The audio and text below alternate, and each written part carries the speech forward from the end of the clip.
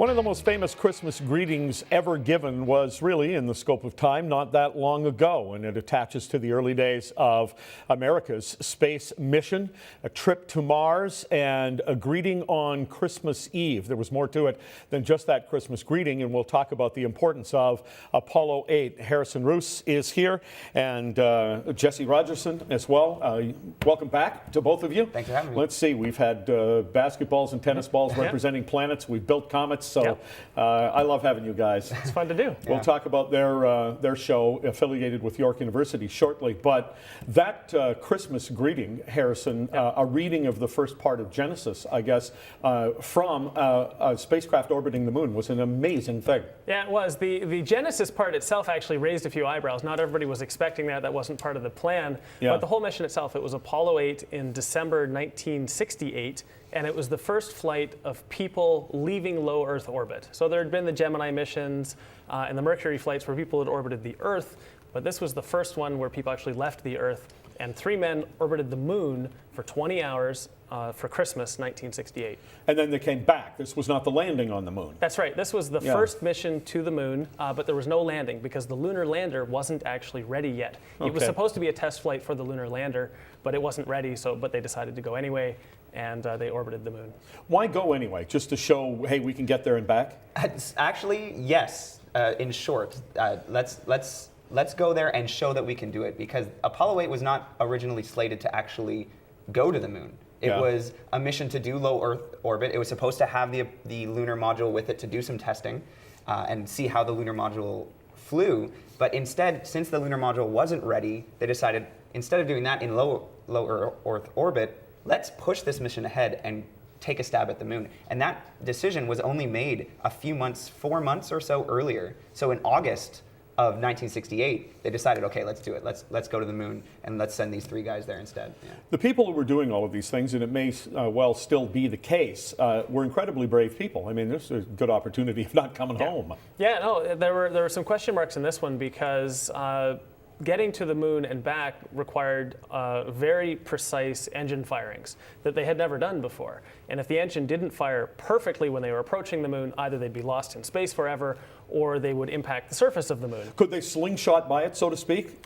That's what Certainly would have possible. happened if it didn't fire correctly. The moon's gravity would kind of affect them, and then there's no coming home? Yeah, if you don't do a perfect orbital insertion, then who knows, you could go too steep and crash, you could be too shallow, and if your path isn't perfect, any number of things could happen. So the math and the physics has to be perfect for it to work. A moment ago on screen, there was a picture there of the Earth, and it was like a 3/4 Earth, as you might think of a 3/4 moon.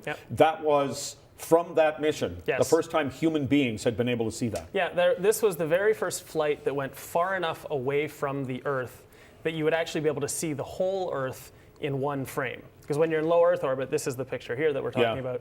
This is the first time that somebody actually saw the entire planet, all of us, all at once. In low Earth orbit, you see those satellite pictures we tend to see where you can go, okay, that's North America. Yeah, and that's, exactly. Right. Taking the whole wealth of it in one go was not something anybody had ever done. And the scale, like, we're talking going from a few hundred kilometers to hundreds of thousands of kilometers away. The distance is unparalleled. And they were the first ones to do it. And the story of, because they weren't really expecting it themselves, they got into orbit for the first around the moon. Yeah. And then all of a sudden, Earthrise. Yeah. And they just sort of dropped what they were doing and yelled at each other. And they're like, hey, look out the window, because look at that picture. Grab the camera.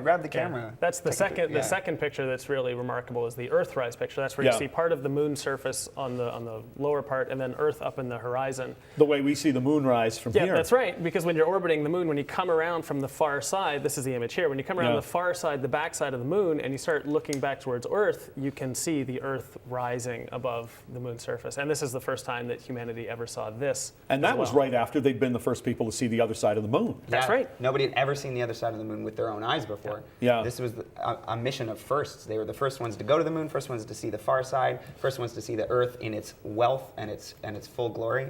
that it was unprecedented. And I Well, think, and importantly, first ones to go there and come back. yes. Yes, Yeah. very important. Yeah, and I think it's the nice tie-in for all this for Christmas is sort of the perspective that you can gain from those two pictures. The one where you see that, you know, there's one Earth, we're all in this together, and the second image where you see Earth as part of something bigger. And I think those are two important messages for the Christmas season. What did it do for the space mission itself in terms of people's willingness? I mean, it's an expensive thing to do.